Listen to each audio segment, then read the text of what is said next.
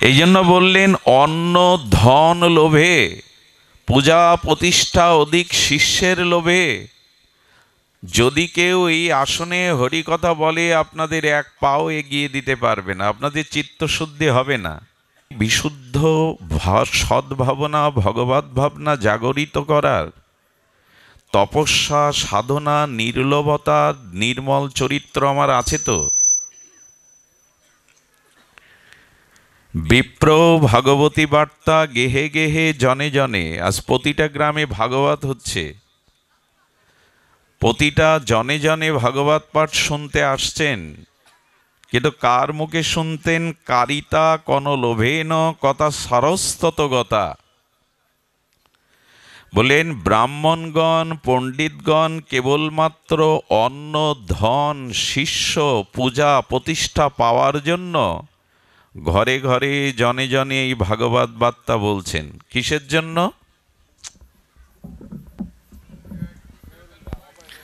ও আর ডাকতে হবে না। সুধীজন, কিসের জন্য আমি এখানে বসেছি? দেবসেবাদ নারদ বলছেন বিব্রই ভাগবতী বার্তা গেহে গেহে জনে জনে কারিতা কন লোভেন।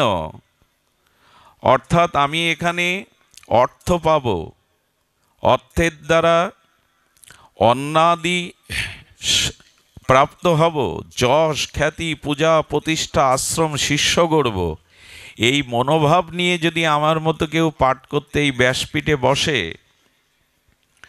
তবে সেই কথাও অসার হয়ে যায়, সেই কথা জীবের কল্যাণে আসবে না। দেখুন, কর্মের থেকে বড় হলো ভাব। আপনি কোন মনোভাব বা কোন ভাবে কর্ম করছেন, এটার উপরই নির্ভর করবে আপনার কর্ম সার্থক কি ব্যর্থ। একটি ধারালো ছুরি যদি সন্ত্রাসীর হাতে পড়ে, তাহলে আপনার বুকও বিদীর্ণ করে সে আপনাকে হত্যা করতে পারে। কিন্তু যদি ওই ধারালো ছুরিটি কোনো সার্জারি বিভাগের প্রধান অস্ত্রোপচারকারী ডাক্তারের হাতে পড়ে, তবে তার আপনার বুকে ওই ছুরি চালিয়ে সে আপনাকে অপারেশনের দ্বারা, সার্জারির দ্বারা নিরাময় নিরোগ করতে পারে। ছুরি দুইজনের হাতে আছে, সন্ত্রাসী এবং ডাক্তার। ভাব এবং উদ্দেশ্য অনুযায়ী ক্রিয়ার ফল ফলে।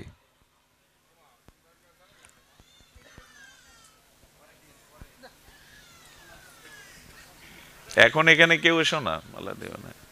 সুধীজন, এই জন্য বললেন অন্ন ধন লোভে, পূজা প্রতিষ্ঠা অধিক শিষ্যের লোভে যদি কেউ এই আসনে হরিকথা বলে আপনাদের এক পাও এগিয়ে দিতে পারবে না, আপনাদের চিত্তশুদ্ধি হবে না। তো সুধীজন, এই জন্য বিপ্রই ভাগবতী বার্তা গেহে গেহে জনে জনে, এই ভাগবত অসার হয়ে যাবে যদি আমার মতো মাদিস অর্থলোভী, ধনলোভী, সুনামের কাঙাল হয়ে আর এই ব্যাসপীঠে হরিকথা বলেন। দেবর্ষি বললেন এই জন্য কথাও দিন দিন অসার হয়ে যাচ্ছে, কারো কাজ করছে না। এত ভাগবত পাঠ, কিন্তু কারো চরিত্র শুদ্ধি, স্বভাব শুদ্ধি হচ্ছে না। তার কারণেই এখন উপায় কি? ঘোর তিমিরে গরসল জগৎজন ধর্ম কর্ম রহদূর।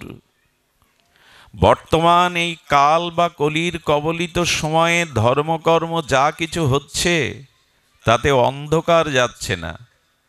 এখন লাইট প্যান্ডেল বেড়েছে, পূজার রাজসিকতা, যজ্ঞের রাজসিকতা বেড়েছে, 2 মাইল আলোর রোশনা, কিন্তু ভেতরের অন্ধকার যাচ্ছে না।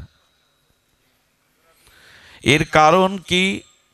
এর কারণ একটি, ভগবত উপাসনা, ভগবত আরাধনা কি রূপে করতে হয় সেটি যথাযথ শাস্ত্রীয় নিয়মে যদি না করি, তা সে অসার হয়ে যাবে।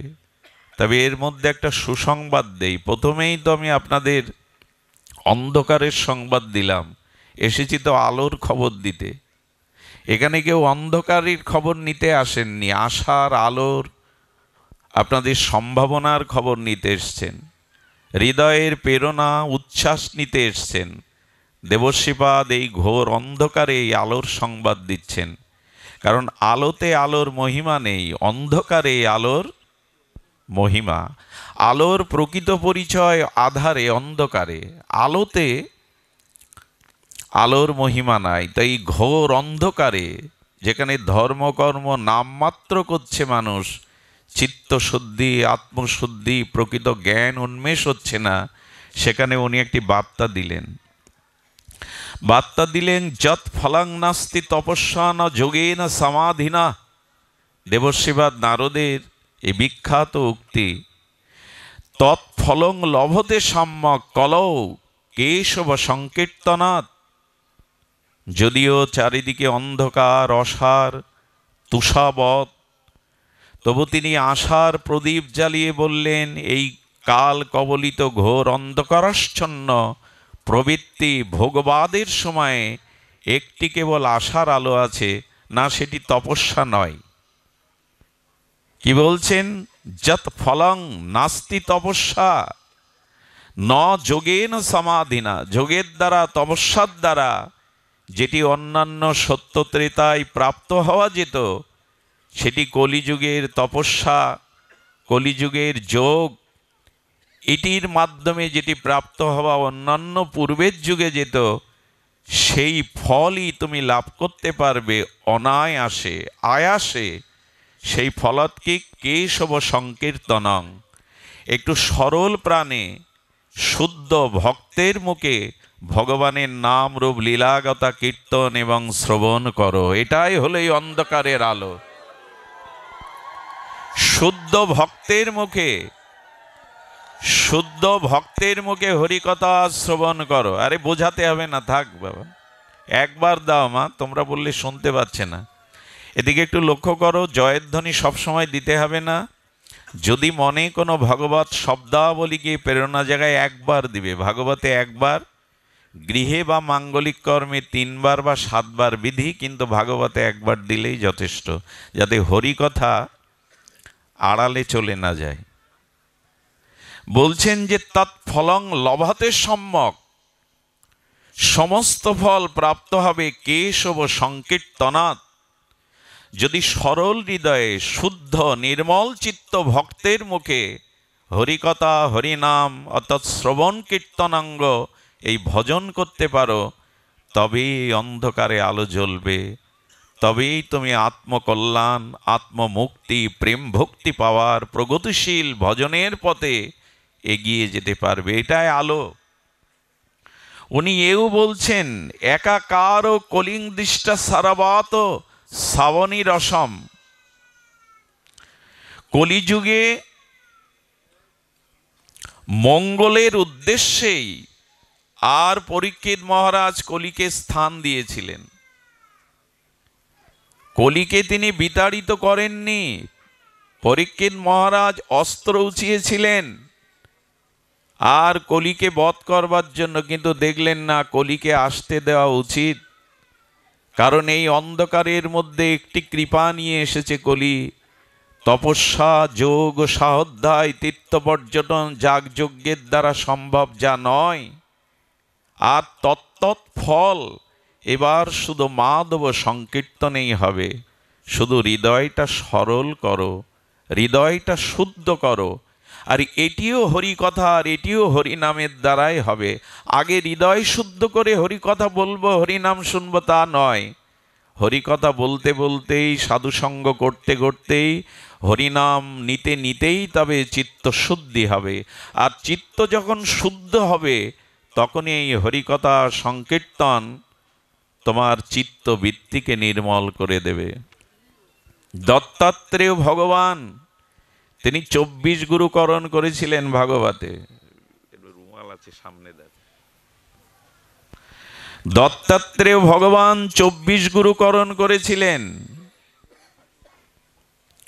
তো 24 গুরুর মধ্যে 10ম গুরু হলো সমুদ্র। 10ম গুরুকে ছেলে দাও, দ্রুত দাও। সমুদ্র হলো 10ম গুরু। আচ্ছা, সমুদ্রকে গুরু করতে গেলেন কেন দত্তাত্রেয়? বলেন দত্তাত্রেয় দশম গুরু সমুদ্রকে করলেন এই কারণে, সমুদ্রের একটি বিশেষ গুণের জন্য। খুব ধ্যান দিন শব্দের দিকে। বিশেষ একটি উচ্চকোটির গুণ, উচ্চকোটির ভাব সমুদ্র থেকে আমরা পাই। কি ভাব পাই?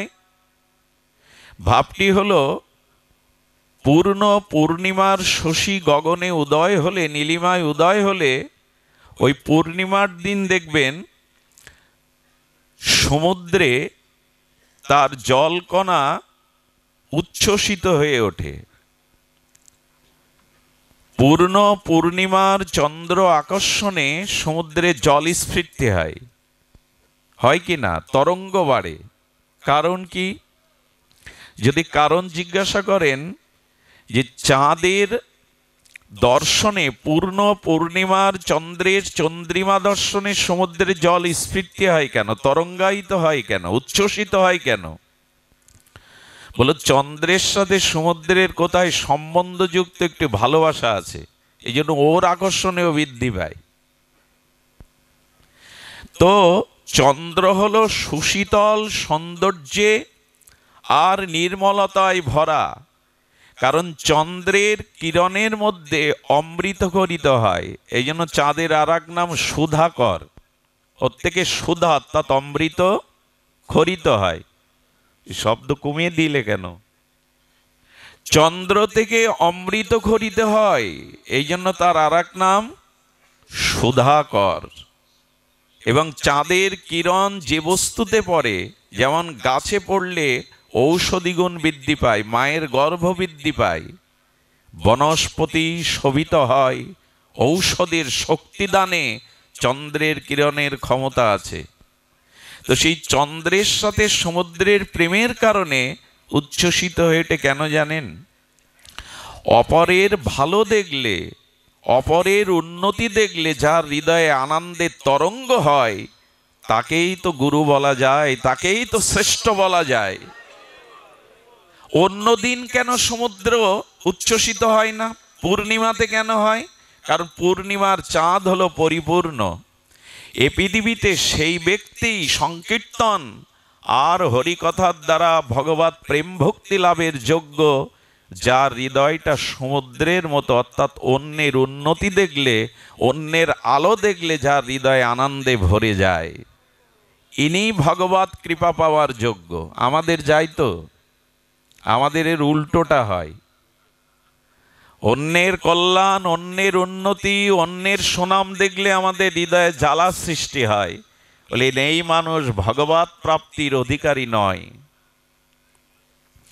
কাম ক্রোধ লোভ থাকলেও কখনো সাধু কৃপায় তার কল্যাণ হতে পারে, কিন্তু পরের উন্নতি, পরের কল্যাণ দেখে মাৎসর্য রূপ হৃদয়ে যাদের জ্বালা সৃষ্টি হয়, এরা কোনো কালেই ভগবত কৃপা পাওয়ার যোগ্য নয়। এরা চিরদিনই পতন হয় এদের। সমুদ্র আজ উচ্ছ্বসিত, তরঙ্গায়িত কেন? চাঁদের পূর্ণ চন্দ্রিমার কিরণ দেখে আনন্দে উচ্ছ্বসিত হয়ে উঠেছে। আর কি করে জানেন সমুদ্র? এই গুণ সমুদ্রের, উচ্চকোটির গুণ বিধায় দত্তাত্রেয় ভগবান সমুদ্রকে দশম গুরু করেছেন। তুমি আমার গুরু। তো সেই গুরু কি না, এই পূর্ণিমার সময়ে আর সমস্ত নদ নদীর জলগুলো দেখবেন সমুদ্রে গিয়ে প্রবেশ করে। সমুদ্র সেই জল নিজের বুকে রাখে না। এ জগতে বিদ্যা, অর্থ, সামর্থ্য, নিজের যা কিছু আছে, যখন নিজের ভোগের জন্য না রেখে জীব জীব জগৎ অন্যের কল্যাণের জন্য তা বিলিয়ে দেয়, তারাই ভগবানের কৃপা পাওয়ার যোগ্য। সমুদ্র কি করে?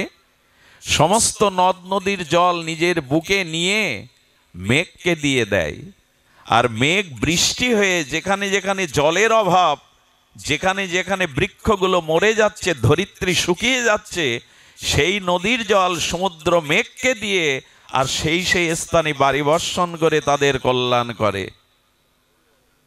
ঘুমালে কিন্তু হবে না, ঘুমায়েন না।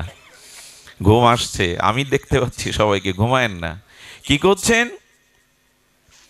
যে যেখানে জলের অভাব, সমুদ্রের জল যাবে কি করে সেখানে?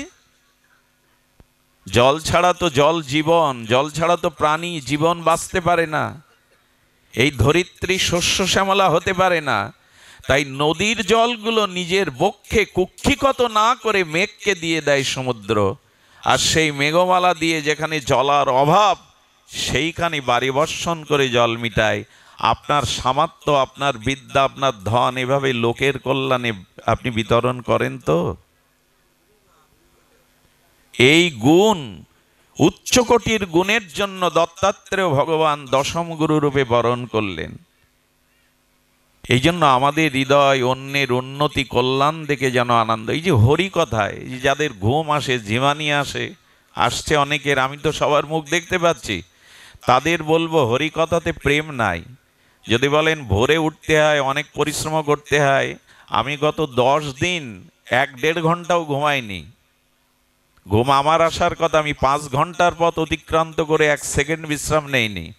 আপনারা কেন হরি কথা শুনতে গিয়ে ঘুমাচ্ছেন? কেন পরিশ্রমের দোহাই দিচ্ছেন? হরি কথাতে যখন নিদ্রা আসে, কেন আসে? আসার একটি কারণ আমি একটু দৃষ্টান্ত দিয়ে বললে আপনাদের হৃদয় স্পর্শ করবে। আচ্ছা, আকাশের মেঘ করেছে, তাতে বনের ময়ূরগুলো পেখম মেলবে কেন? কোথায় আকাশের মেঘ আর কোথায় বনের ময়ূর? কেন? এর কারণ কি?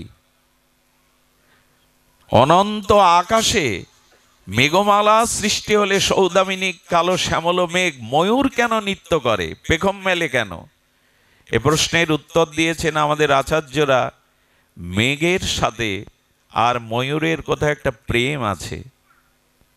প্রেমিক যদি প্রেমিকাকে দেখে, প্রিয়া যদি প্রিয়কে দেখে, ঘুম পায় কি? বাসর রাতে ঘুম পায়? মিলনের সময় ঘুম আসে? বন্ধুর সাথে মিলনে বহুদিন পর আত্মীয় সজ্জন বন্ধুর সাথে দেখা হলে কলাকলি থেকে ঘুমিয়ে পড়েন, ঝিমান? প্রেম আছে বিধায় মেঘের সাথে ময়ূরের ওই প্রেমের আর প্রকৃতির লক্ষণ দেখে প্রিয়া যদি প্রিয়কে দেখে আনন্দ তো হবেই। আচ্ছা, পৃথিবীতে সব থেকে বেশি যন্ত্রণা, সব থেকে কঠিন কঠোর কষ্ট হলো প্রসব বেদনা। আপত্তি আছে কারো এই কথায়? পৃথিবীতে প্রসব বেদনার ন্যায় এমন বেদনা, এমন যন্ত্রণার নাই। কিন্তু মা বারবার ওই প্রসব বেদনা 1-2 বার জীবনে পাওয়ার জন্য দেবতার মন্দিরে ধন্না দেয়, প্রভু একটি সন্তান দাও।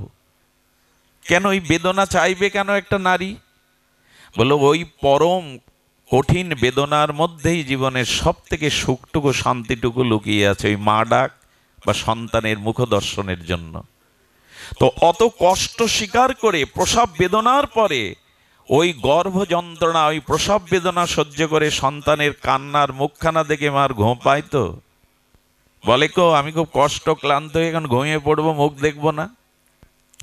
যে বস্তুর প্রতি আপনার প্রেম আছে সেখানে কোনো ক্লান্তি, অলসতা আসতে পারে না।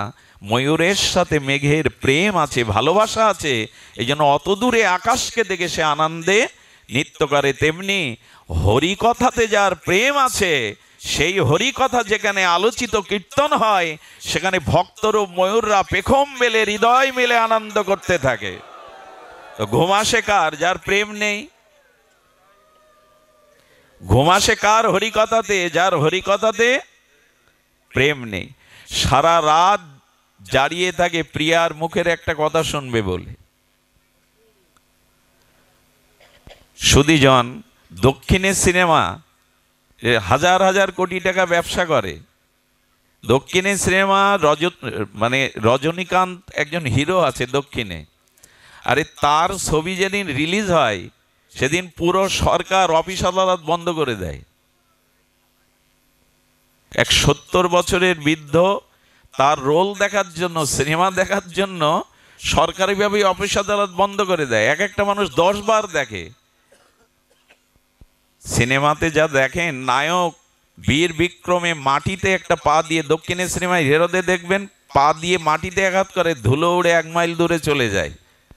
যারা ভিলেন তাদের বুক কেঁপে যায়। সম্ভব এটা? আর এই অলৌকিক দৃশ্যগুলো মিথ্যা দৃশ্যগুলো দেখতে অফিস আদালত বন্ধ, কোটি কোটি টাকা সেখানে আয় হচ্ছে।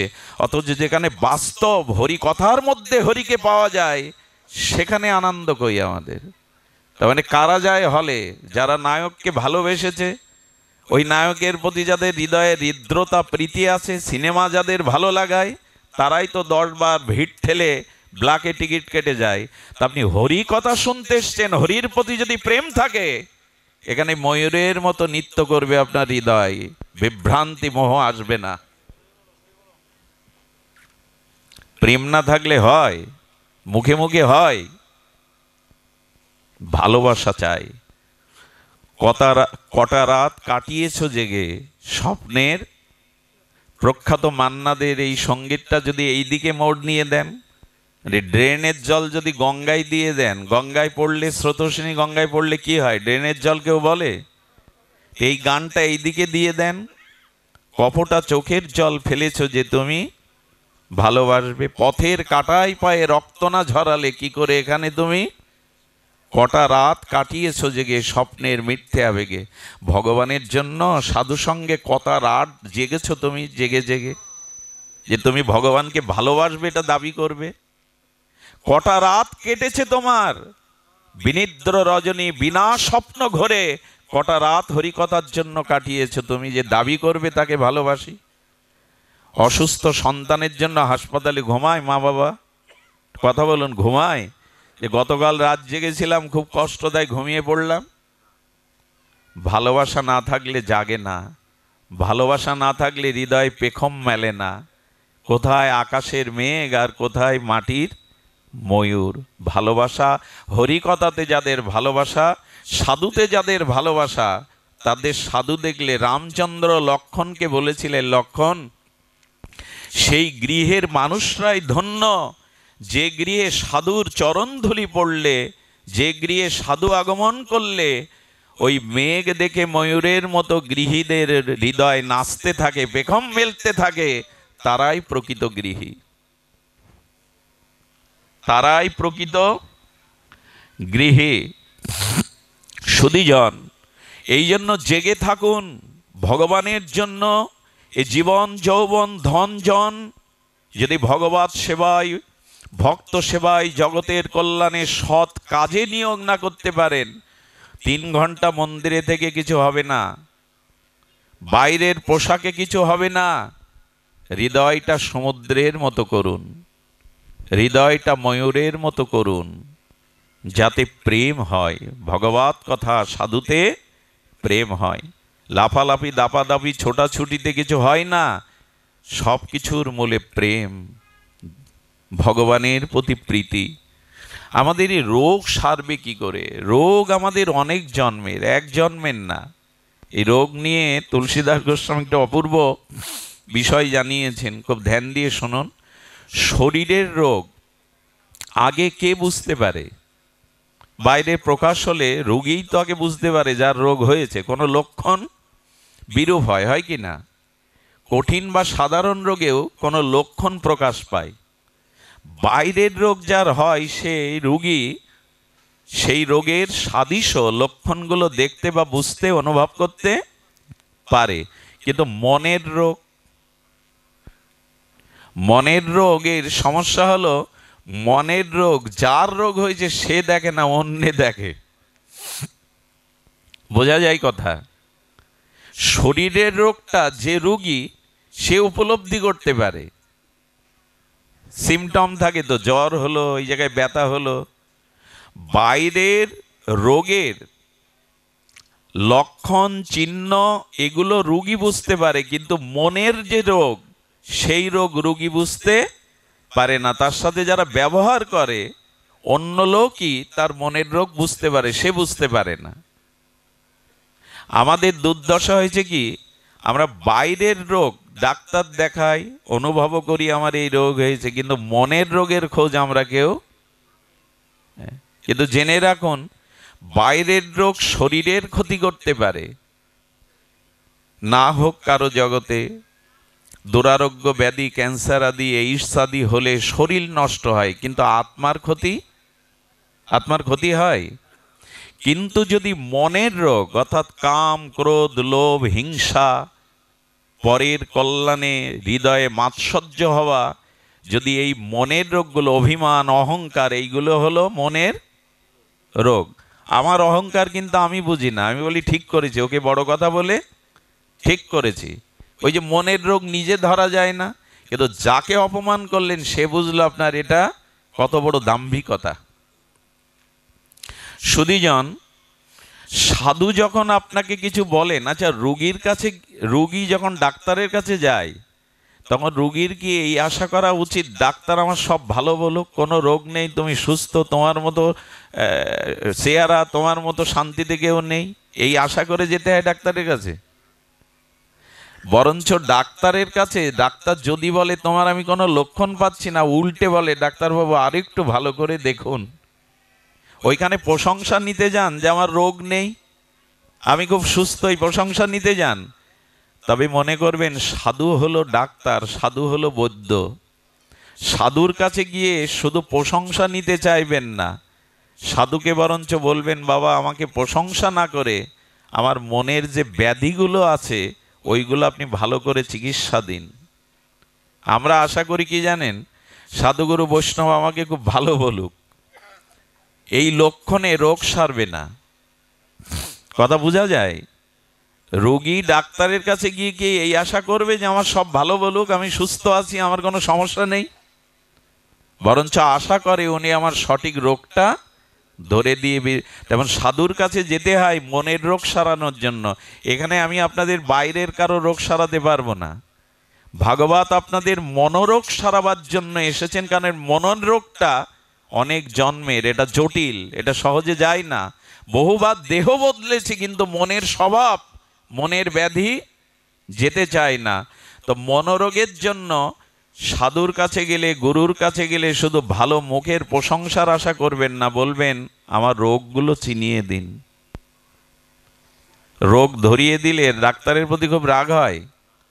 আচ্ছা, ডাক্তার রোগের কারণে যদি বলে আপনার এই কুঅভ্যাসগুলো আছে এই জন্য এই রোগ হয়েছে, আপনি রেগে যান? ওটা তো সমালোচনা। আপনার সমালোচনা যদি ডাক্তার করে যে আপনি ধূমপান করেন, আপনার লিভার নষ্ট হওয়ার কারণে আপনি মদ পান করেন, এই দোষ ধরালে ডাক্তারের প্রতি রোগী রেগে যায়। যেমন সাধু যদি কারো মনের রোগ বা তার ব্যাধি বলে দেয়, যে রাগে তার জানবেন সাধু কৃপার পাওয়ার যোগ্য সে সেই জগতে কিছু পাবে না। আমরা আশা করি সাধু আমাকে ভালো মুখ দিক, মালা পরাক, এই আশা নিয়ে কখনো সাধুসঙ্গ। এই জন্য গুরু কাকে বলে জানেন? গুরুর আগে বলি শিষ্য কাকে বলে, খুব ধ্যান দিয়ে শুনুন। দীক্ষা তো আমরা নিয়েছি, শিষ্য কাকে বলে? যিনি শাসন সহ্য করার ক্ষমতা রাখেন তাকে বলে শিষ্য। শাসনকেও যিনি হৃদয় পেতে আনন্দে গ্রহণ করতে পারেন তাকে বলে শিষ্য। এখন তো গুরুদেব শিষ্যের দোষ ধরলে বলে এই গুরু ত্যাগ করলাম। আর বর্তমান যে সময় অনেক শিষ্য গুরুর নামে কেসও ঢুকে দিচ্ছে আজকাল, যে গুরুদেব চাকরি দেওয়ার নাম করে টাকা নিয়েছে, ছেলেটা দেয়নি, দাও কেস ঢুকে দাও। এই হলো দুরবস্থা। হ্যাঁ, আমাদের দেশে গুরুর দুরবস্থা কেমন জানেন? বাবা সাউন্ড কমে যাচ্ছে, দেখো তোমার একটু শক্তি পাচ্ছে না।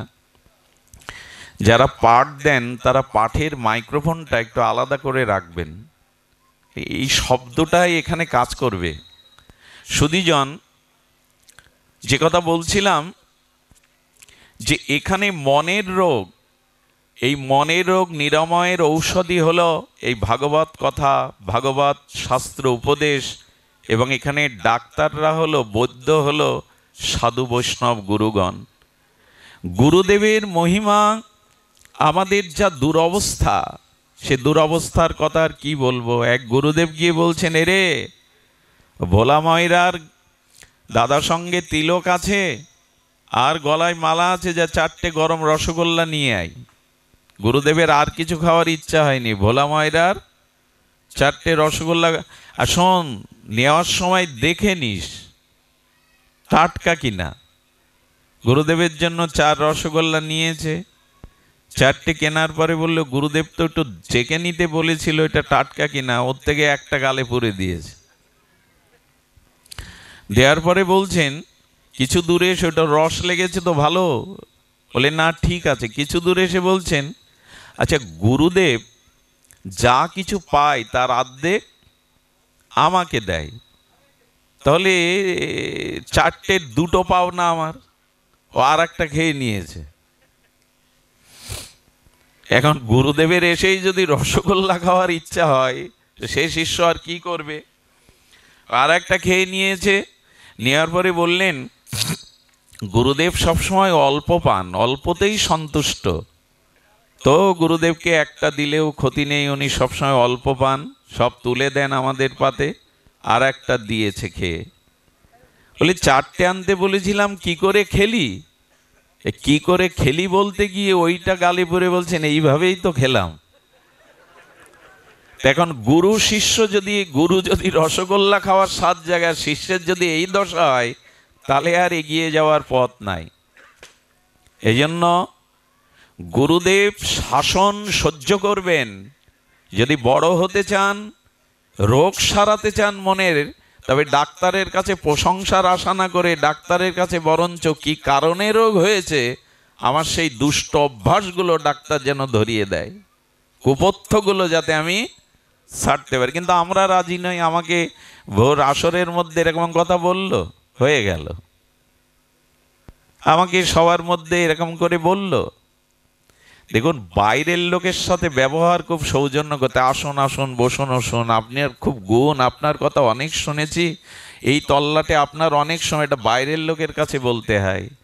নিজজনকে বলতে হয় ওরকম না, তুমি খুব ভালো, তোমার অনেক গুণ, যাও, দাঁড়িয়ে আছো কেন, কাজগুলো দেখতে পাচ্ছ না, পাতাগুলো পড়ে আছে, এটা নিজজনকে বলা যায়। বাইরের লোক আসলে বলা যায়, বসুন, আপনার কথা অনেক শুনেছি, আপনার প্রশংসা অনেক শুনেছি, আপনার অনেক মহিমা। কিন্তু ভালোবাসার মানুষকে, তৈরি করার মানুষকে বলা যায়, দেখতে পাচ্ছ না এখানে এটা পড়ে আছে, ফেলে দিয়ে এসো, একথা নিজজনকেই বলা যায়। কিন্তু আমাদের স্বভাব ওই যে রোগ সারবো না, রোগ পুষে রাখবো, ডাক্তার ভালো বলুক, কিছুই হয়নি আমার, খুব ভালো স্বাস্থ্য তোমার। এই হলো দুর্দশা। একজনকে বলে দেখবেন কিছু, পরের দিন আর তাকে পাবেন না।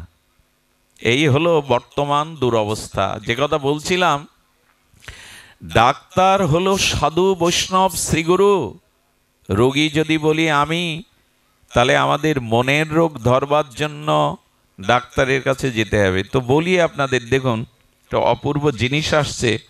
অন্য ধরে দেয় আমার মনের রোগ, কারণ আমার স্বভাবকে আমি দেখতে বুঝতে, আমার ভুলকে আমি ভুল রূপে বুঝতে পারি না। এই জন্য যখন সীতাহরণ হলো, আচ্ছা রাম হনুমানকে সন্ধানে না পাঠিয়ে নিজে যেতে পারতেন না? এটা কথা বলুন, স্বয়ং ভগবানের পক্ষে অসম্ভব কিছু? হনুমানকে পাঠালেন কেন? একটি কারণ আছে। রাবণ ভগবান শিবের শিষ্য ছিল, চেলা ছিল। কার চেলা? শিবের। চেলা হলে কি হবে? এমন চেলা জগতে আর দ্বিতীয় নাই। শিবকে প্রণাম করতে যেতেন রাবণ কৈলাসে, গিয়ে দেখতেন দেবতা ঋষিরা লাইন দিয়েছে ভগবানকে প্রণামের জন্য। রাবণ বলতো, আরে আমি ত্রিলোক বিজয়ী রাবণ, আমি বেদের ভাষ্যকারী রাবণ, আমি ওই ঋষিদের মধ্যে, দেবতাদের মধ্যে লাইন দিয়ে প্রণাম করব? ও করেছে কি, কৈলাস পর্বত হাটে দুলে দোলাতে শুরু করেছে। ভগবান শিব বলছেন, এখানে তো ভূমিকম্প হওয়ার কথা না পার্বতী? পার্বতী মাকে বলছেন কৈলাসে তো ভূমিকম্প হওয়ার কথা না। বলে ভূমিকম্প না, আপনার চেলাই দোলাচ্ছে। বলে ওকে ডেকে দাও। বলে রাবণ তুমি এই তুলে নাচাচ্ছ কেন? বললো আমি লাইনে দাঁড়িয়ে প্রণাম করতে পারবো না। এই মনের রোগ দেখুন। আমি রাবণ, ত্রিলোক বিজয়ী, দেবতাদের ত্রাস, আমি লাইনে দাঁড়িয়ে প্রণাম করব আপনাকে? ভগবান বললেন, প্রতিদিন যদি এইভাবে ভূমিকম্প সৃষ্টি করে তাহলে তো এখানে সব ভয় পেয়ে যাবে। এক কাজ করো রাবণ, তোমাকে প্রণাম করতে আসতে হবে না, আমি পূজা নিতে তোমার লঙ্কায় প্রতিদিন যাব। এরকম শিষ্য। মাঝে মাঝে কিছু কিছু শিষ্য কি মনে করে জানেন? দীক্ষা নেওয়ার পরে বলে, হ্যাঁ আমি অনেক ধনী এই তল্লাটের, আমি অনেক শিক্ষিত, আমাকে দীক্ষা দিয়ে গুরুদেবের মহিমা বেড়ে গেছে, আমি শিষ্য হয়েছি। এরকম অনেকেই মনে করে। এই অঞ্চলে আমার থেকে শ্রেষ্ঠ কে আছে? আমি ওই গুরুদেবের চরণাশ্রয় করেছি, মানে গুরুদেবের মহিমা বেড়ে গেছে। এই সব মূর্খতা আমরা দেখাই মাঝে মাঝে। ভেতরের রোগ তো বাইরে জানায় না। এই জন্য ভগবান শঙ্কর যেতেন লঙ্কায়, তো রাম ভগবান বললেন হনুমানকে, হনুমান হলেন ভগবান শঙ্কর। উনি প্রভুর সেবার জন্য, মহিমা প্রকাশের জন্য হনুমান রূপে অবতার হয়েছিলেন। ভগবান শিবই হনুমানের অবতার।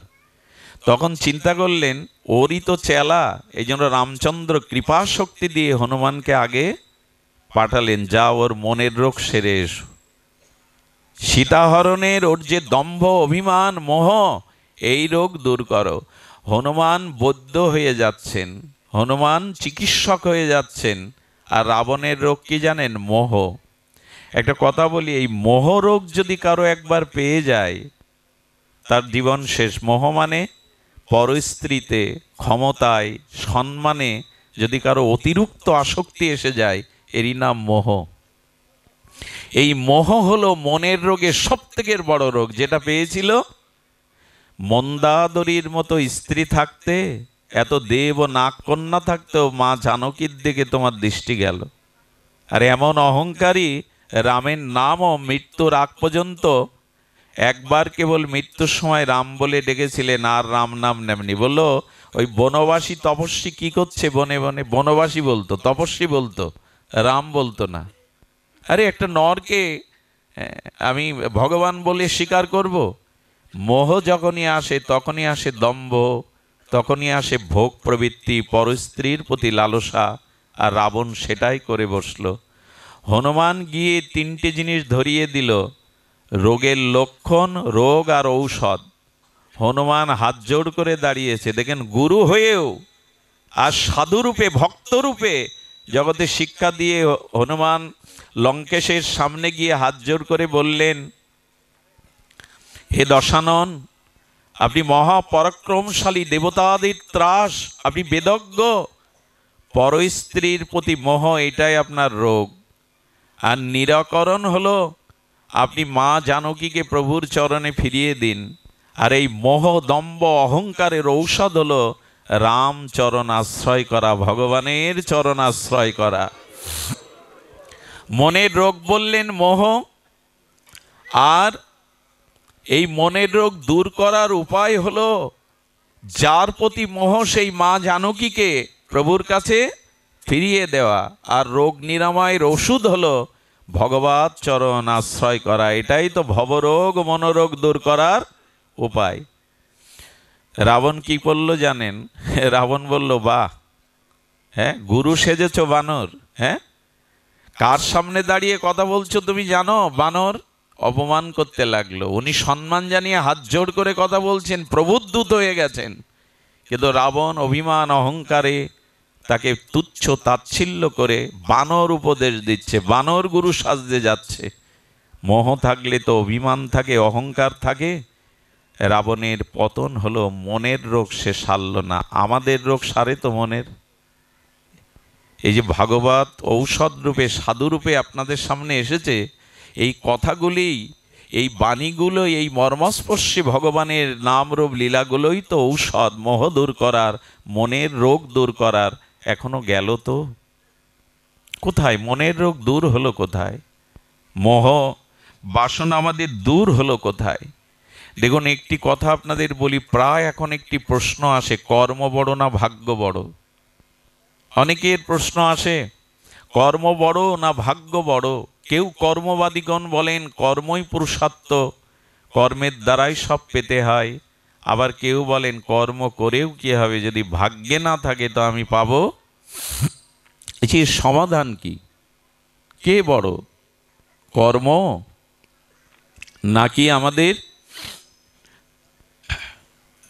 ভাগ্য? দেখুন, কিছু মানুষ আছে তারা ভাগ্যের দোহাই দিয়ে জীবন কাটায়, কিন্তু চেষ্টা বা কর্ম করতে চায় না। এই ভাগ্যবাদীদের জিজ্ঞাসা করবেন তো, ভাগ্য কি আকাশ থেকে পড়ে? ভাগ্য কি মাটি ফুঁড়ে ওঠে? আসলে আমাদেরই কর্ম যেমন, দেখুন একটি গীতার শ্লোকে বলছে, কর্মান্নে বাদিকারাস্তে মা ফলেষু কদাচন। কর্মে তোমার অধিকার, কিন্তু ফলে অধিকার নেই। এতদিন আমরা এইটাই জানতাম, কিন্তু ওর মধ্যে একটা রহস্য ব্যক্ত করেছেন ভগবান। কর্মান্নে, অর্থাৎ আগে কর্ম করো, কর্ম করলে তদরূপ ফল আশা করতে হবে না, তুমি পাবে। বুঝতে পেরেছেন শ্লোকটার রহস্য? কর্মান্নে বাধিকার আসতে মা ফলেষু কদাচন, কর্ম করো ফলের আশা করো না। কিন্তু শ্লোকটার যথার্থ অর্থ কি হবে? তুমি কর্ম যেমন করেছো, না চাইলেই ফল তাই পাবে। সুধীবৃন্দ, এই জন্য কর্ম, চেষ্টা, প্রচেষ্টা করতে হবে। আচ্ছা, বীজগুলো যখন মাঠে খেতে কৃষক ফেলে দিয়ে আসে, যারা বীজ তত্ত্ব জানে না, ফসল তত্ত্ব জানে না, তারা কি বলে জানেন? বীজগুলো নষ্ট করে মাটিতে ফেলে দিয়ে আসলো। ফেললো বটে, কিন্তু পরে কি নিয়ে আসে ক্ষেত থেকে? তার থেকে বহুগুণ ফসল সে ঘরে তোলে।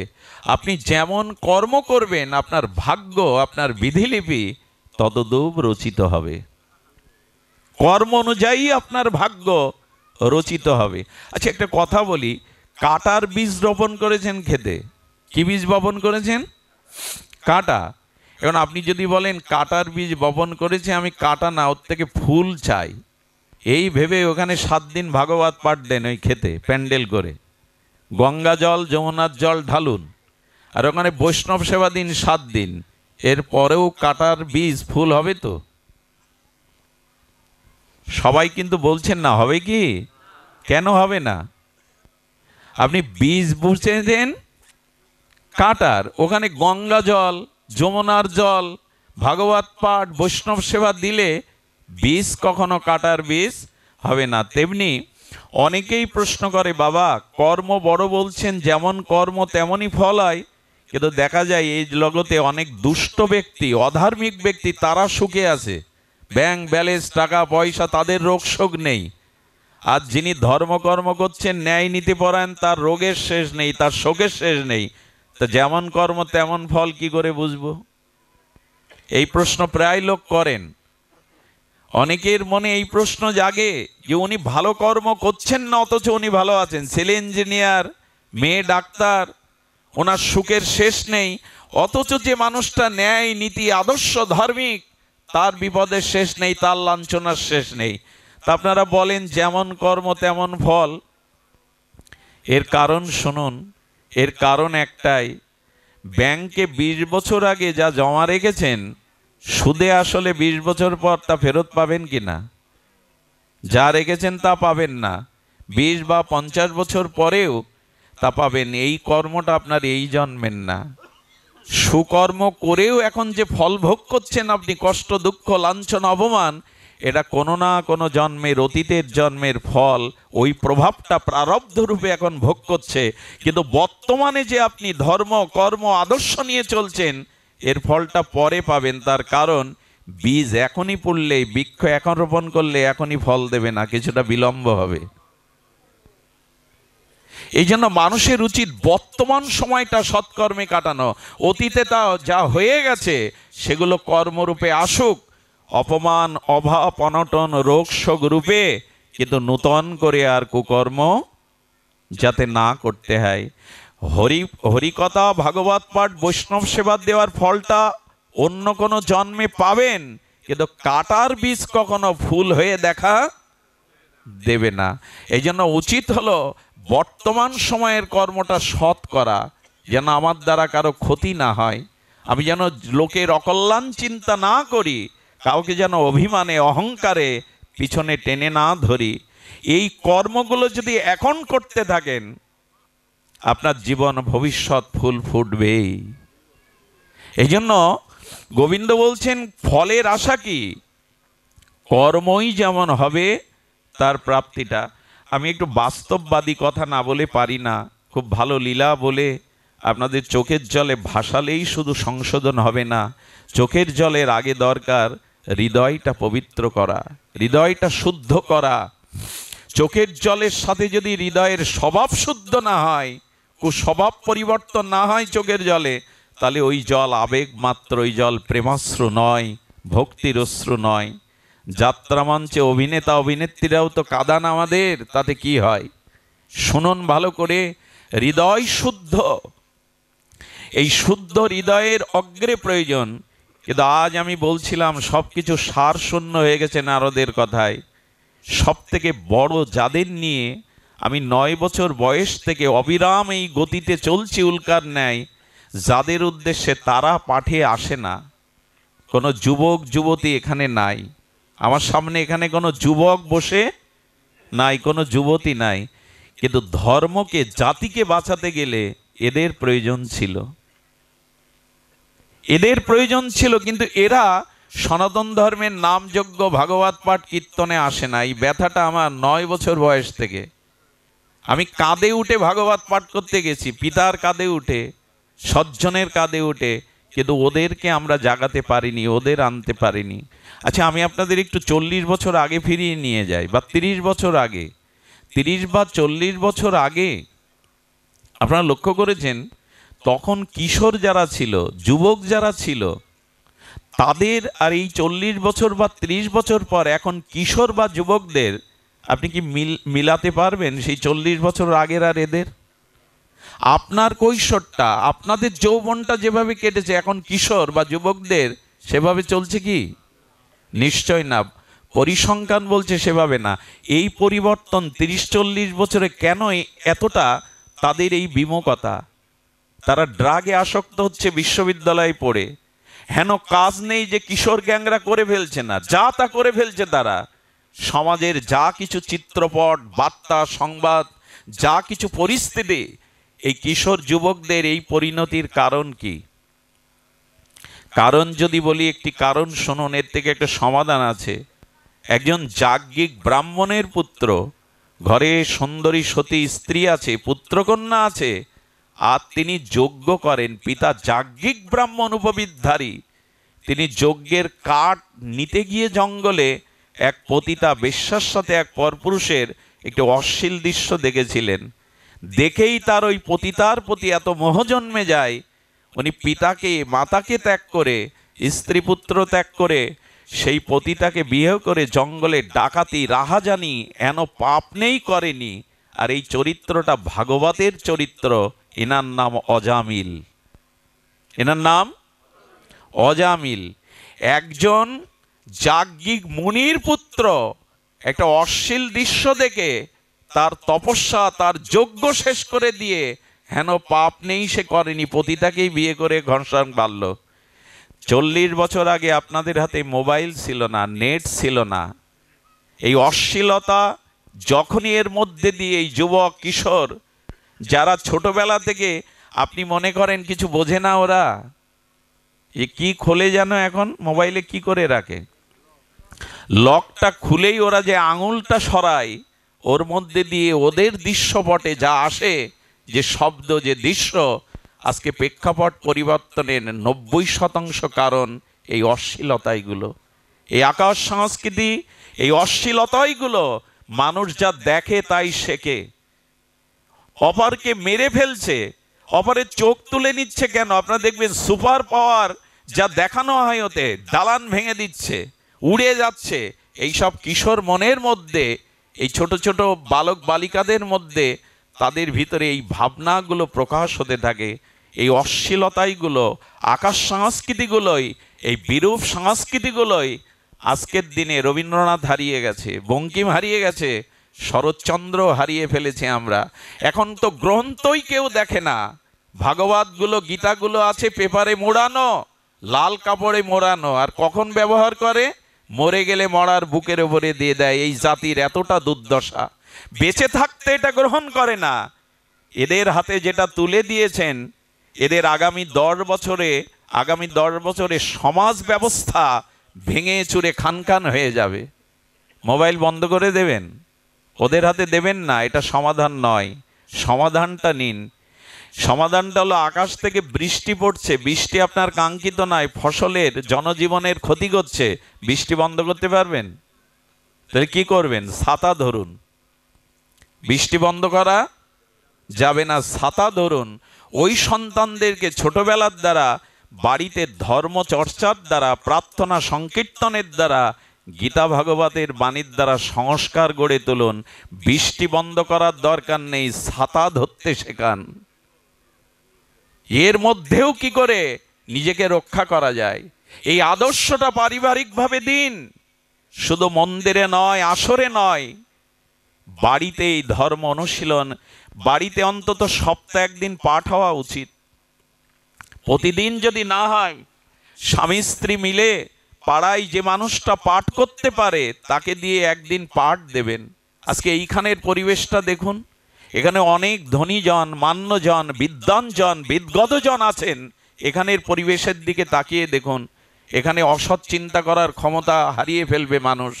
এই পরিবেশের মধ্যে আসলে মানুষের মন অন্তত কিছুক্ষণের জন্য সদ্ভাবনার, সাত্ত্বিক ভাবনার উদয় হবে। বাড়িতে অন্তত সপ্তাহে একদিন বউ ছেলে মেয়ে সবাইকে নিয়ে পাঠ দিন। সকাল সন্ধ্যা করতাল খোল বাজিয়ে একটু হরিনামের ব্যবস্থা করুন। একে অপরকে, ছোটরা বড়দেরকে প্রণাম করতে শেখান। এই জিনিসগুলোই ওদের ছাতা ধরতে শেখাবে। বৃষ্টি বন্ধ করে লাভ নেই, ও পারবেন না আপনি। ছাতা ধরতে শেখান। কই সেই অনুশীলন? সেই অনুশীলন আমাদের কই? অবাক হয়ে যেতে হয়, জামাই বাবুর সাথে শালিকাকে মা তার ছোট মেয়েকে সাজিয়ে গুজিয়ে বলে সিনেমায় যা, মেলায় ঘুরে আয়, অথচ বাপ মা ভাগবতে যুবক যুবতীদের আনে না, হরিকথাতে আনে না। এখানে এই হলো দুর্দশা। এই জাতির কি করে অন্ধকার ঘুচবে আমি জানি না, তবে বাড়িতে ভাগবত চর্চা, শাস্ত্র অনুশীলন শুরু করুন। বাইরের যে আবহাওয়া তা কিন্তু টেনে হিস্টে নিয়ে যাবে আপনার ঘরের সন্তানকে সর্বনাশ করার জন্য, আপনার ঘরের লক্ষ্মী সরস্বতীকে বিনষ্ট করার জন্য কিন্তু টেনে নিয়ে যাবে। সেই আকর্ষণের জাল চারিদিকেই বিস্তার করা আছে। ঘরে আধ্যাত্মিক অনুশীলন করুন। কটা হিন্দুর ঘরে মায়েরা ভোরে মঙ্গল আরতি দেন? শতকরা ৫% হিন্দুরা ভোরবেলা মায়েরা মঙ্গল আরতি দেয় না। তো সে ঘরে অমঙ্গল ঢুকবে না তো কি ঢুকবে? যেখানে মঙ্গল আরতি নেই ভগবানের, সেখানে কি ঢুকবে? আর আমাদের যে দুর্দশার শেষ নেই। অনুষ্ঠানগুলো লাইট, প্যান্ডেল, গান বাজনা, এই রাজসিকতা কোথায়? সংস্কৃতি চর্চা কোথায়? সুস্থ ভাগবত চর্চা কোথায়? যেরা জাগবে। একদিন কালী পুজো তো 3 দিন 3 নাইট যাত্রা, 3 নাইট গানের কনসার্ট। মার সামনে এইসব করার কথা আছে চণ্ডীতে, ভাগবতে? আজ আমরা সেগুলোই করছি, আর তাই নিয়ে আনন্দ করছি। একবার দুর্গা পূজায় আমি পাঠ করতে গিয়ে দেখি 500-700 লোক রাস্তার পাশে দাঁড়িয়ে হাততালি দিচ্ছে। কি দেখছে জানেন? ড্রাইভারকে বললাম, ভাই একটু গাড়ি রাখুন তো, এখানে কি হচ্ছে? দেখলাম একটা ছোট্ট বাচ্চাকে অদ্ভুতভাবে বিকিনি পরিয়ে, কুসজ্জা দিয়ে, আর ওই বক্সের ডিজের গান দিয়ে, অশ্লীল গান দিয়ে নাচানো হচ্ছে। আর তার পিতার বয়সী, মায়ের বয়সী মায়েরা হাততালি দিচ্ছে তার ওই অশ্লীল নাচ দেখে। আর এগুলো আমদানি হয় সিরিয়াল থেকে। আমাদের পশ্চিমবাংলার যে গানের কনসার্টগুলো হয় না, ছোট, আচ্ছা কাঁঠালকে যদি জোর করে পাকান, কাঁঠালকে যদি জোর করে অসময়ে পাঠান, সেটা স্বাদ হবে? যে বয়সে যেটা জানার দরকার তার থেকে অধিক পরিমাণে জেনে যাচ্ছি আমরা। যার যে বয়সের যে স্বভাব, তাকে চাপিয়ে দেয়া হচ্ছে এই সংস্কৃতির নামে। এখন তার অবস্থা কি হবে? এসব কথা শুনতে আপনারা আসেননি, কিন্তু বলছি এই কারণে, এই ভাগবত অনুষ্ঠান থেকে যদি আমরা গৃহে কিছু ফিরিয়ে না নিয়ে যেতে পারি, আমাদের স্বভাবে যদি একটি স্বভাবও নিয়ন্ত্রিত না হয়, তবে এই ভাগবতের অর্থ কি দাঁড়ালো? এই ভাগবতের সার্থকতা কি দাঁড়ালো? যদি আপনি ভাগবত এসেছেন, এখান থেকে যদি নূতন চেতনা, নূতন ভাবনা নিয়ে ফিরে না যান, তাহলে হলোটা কি? সুধীবৃন্দ, এই জন্য কথাগুলো বাড়ি গিয়ে মনন করবেন। ভাগবত শ্রবণ করে মননের কথা বলা আছে। গাভীগুলো সারাদিন লতা পাতা তৃণ খায়, ওরা ওই সময় খায় না, গলৎকরণ করে। গাভীগুলো কি করে? তৃণ, ঘাস সারাদিন ধরে গলৎকরণ করে, খায় না। খায় কখন জানেন? গোয়ালে গিয়ে ওই খাদ্যগুলো তুলে জাগর কাটতে থাকে, চর্বণ করতে থাকে, গালের জিহ্বার লালা দিয়ে চর্বণ করতে থাকে, আর তখনই ওটা খায়। হরিকথা শুনে বিছানায় মাথা দিয়ে চিন্তা করবেন, এই যে কথাটা বলে গেলেন, এই কথাটা মনন করবেন, চিন্তা করবেন, আমার জীবনে কি করে আমি প্রতিফলন করাতে পারি। হরিকথা শ্রবণে মনন করতে হয়। ঘোল তো রয়েছে, মন্থন না করলে মাখন উঠবে? ঘোল রয়েছে, মন্থনটা তো করা চাই, নাহলে মাখন কি উঠবে? যা শুনলাম তা মনের দ্বারা আমাদের মনন চাই, এই মননের দ্বারাই আমাদের জীবনে নেমে আসবে। কিন্তু মনন আজ কি করব? যা বলি তা কি শুনি আমরা? শ্রীকৃষ্ণের মুরলীধ্বনির বংশীধ্বনি হয়েছে, সেই বংশীধ্বনি গোপীরা কোথায় ছিল? গোপীরা ছিল গৃহে। কেউ শুনতে পেল না, গোপীরা শুনল কেন? শুনল কেন জানেন? মনে করুন ঢাকা বেতার যন্ত্র থেকে আপনার ভাই আজকের বেলা 9টার সময় তার বংশী বাদন প্রোগ্রাম আছে, তা আপনি সবাইকে ডেকেছেন, এই দেখো ঢাকা সেন্টার থেকে বেতার থেকে আমার ভাই আজকে বংশীর ধ্বনিতে, আর তিনি বাঁশি বাজাবেন, রেডিও খুলে বসেছেন। এখন 9টার সময় সেই লাইভ সম্প্রচার শুরু হলো, আপনি ঢাকা কেন্দ্রে না দিয়ে কলকাতার কেন্দ্রে দিয়ে রেখেছেন। এখন বলছে বাঁশি বাজে না কেন, বাঁশি শুনতে পাচ্ছি না কেন? বাঁশি কি বাজেনি? বাঁশি বেজেছিল, কিন্তু আপনার মনরূপ সেন্টার অর্থাৎ আপনার ঢাকা কেন্দ্রের থেকে আপনি কলকাতার কেন্দ্রে দিয়ে রেখেছেন, তো বাজলে বুঝতে পারবেন। তেমন শাস্ত্রে বলা হচ্ছে গোপীদের তনুমন প্রাণ সবসময় কৃষ্ণের ভাবনায় রত থাকত। ওই কৃষ্ণের বংশীর রূপের মাধুর্যের কথা ভাবত সারা সময়। গৃহে বসেও তারা শ্রী গোবিন্দের চরণ, তার নাম রূপ লীলা চিন্তা করত। এই জন্য বাঁশি ওরাই শুনতে পেয়েছিল। সেন্টারে দেওয়া না থাকলে শুনবেন কি করে? গোপীদের মন প্রাণ কোন সেন্টারে ছিল? শ্রীকৃষ্ণের চরণে, তার মাধুর্যে, তার লীলাতে, তার নাম রূপে। এই জন্য ওরাই শুনতে পেল। গৃহে অবস্থান করেও ভগবত দর্শন হয়, গৃহে অবস্থান করেও ভগবত প্রেম ভক্তি লাওয়া যায়, যদি গৃহে থেকেও মনটা ভগবানকে দেওয়া যায়। আমরা দেই তো? সংসার ছাড়তে হবে না আপনাদের, গৃহ থেকে কোথাও যেতে হবে না আপনাদের, গোপীদের মতো গৃহে থেকেই ভগবানকে স্মরণ করুন। একটা জিনিস দেখুন, অনেক মানুষ মন্দিরে যায়, ভগবানের মূর্তি বিগ্রহ দর্শন করে আসে, কিন্তু উত্তম হলো শুধু মন্দিরে ভগবানকে দেখে, মন্দিরে গেলে যেমন প্রণাম করেন, স্তুতি করেন, পায়ের পাদুকা খুলে প্রণতি জানান, প্রণাম জানান, সেখানে প্রণামী দেন, একটি প্রসাদ ফলাদি দেন, তেমনি বাড়িটাকেও মন্দির মনে করা। মন্দিরে গিয়ে বিগ্রহ দর্শনে যে ভাব দেখান, বাড়িটাই মন্দির মনে করে বাড়ির ঠাকুরকে ওই জাতীয় প্রতিদিন প্রণাম শ্রদ্ধা করা উচিত।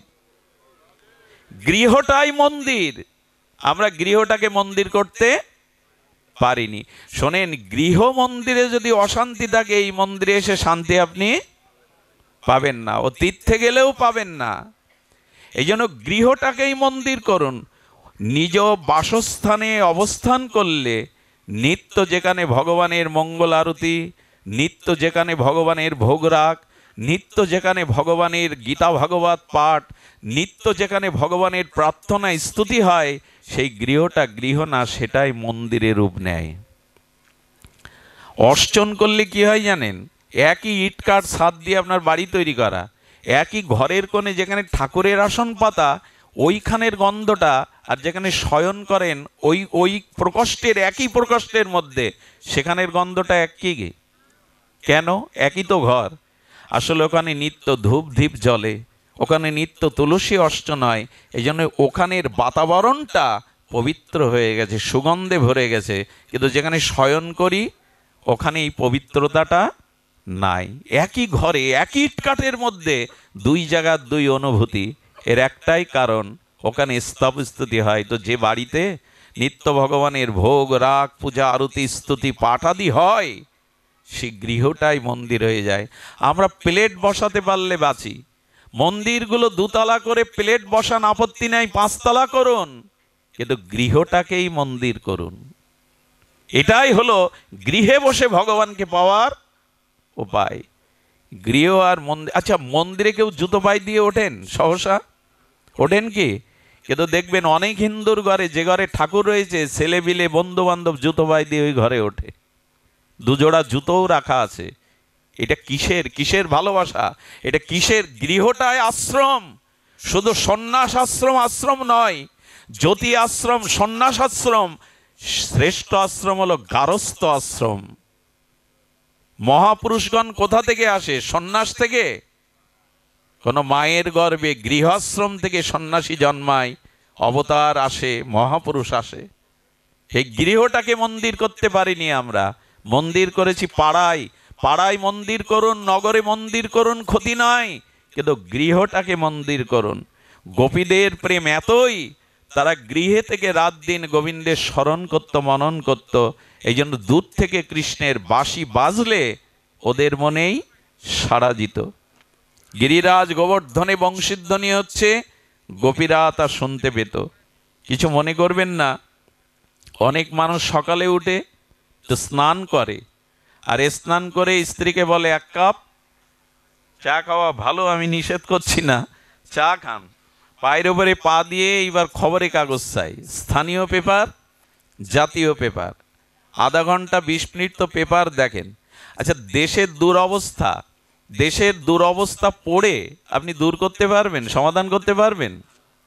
কিন্তু 20 মিনিট 30 মিনিট যে ব্যক্তি খবরের কাগজ পড়ে, পড়ুন, নিউজ পড়ুন, আমার আপত্তি নেই, কিন্তু ওই স্নান করে এসে ঠাকুর ঘরে গীতার একটা শ্লোক পড়তে 5 মিনিট লাগে। কতজন পড়ে সেটা? সকালবেলা উঠে চা খেলেন, কিন্তু যে বাড়ি মায়েরা ঠাকুরকে সকালবেলা অর্চন করে, ওই অর্চন করতে গিয়ে রাধা মাধবের চরণে তুলসী দিয়ে যে অভিষেকের জল, ওটার নাম চরণামৃত। প্রতিদিন চা খান, কজন হাত তুলে বলুন তো প্রতিদিন চরণামৃত পান করেন? এই 500 যদি 600 লোক থাকে, এর মধ্যে 2-4 জন হাত তুলতে পারবে। এর কারণ কি? চা খেতে ভালো লাগে, না খেলে মাথা যন্ত্রণা করে। আরে চৈত্রের প্রখর রৌদ্র বলে লেবু চা, লেবু চা, মাথা ঘোরে চা না খেলে। অথচ চরণামৃততে কি বলা আছে জানেন? অকাল মৃত্যু হরনাম, সর্ব পাপ প্রণাশনাম বিনাশনাম। সর্ব পাপ বিনষ্ট হয়, অকাল মৃত্যু পর্যন্ত দূর হয় গোবিন্দের চরণামৃত পেলে।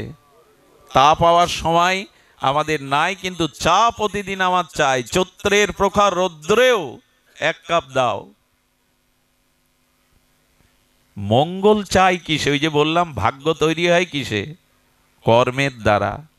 আপনি যেমন কর্ম করবেন, তজ্জাতীয় ফল প্রাপ্তিরূপে ভাগ্য আপনার জীবনে ধরা দেবে।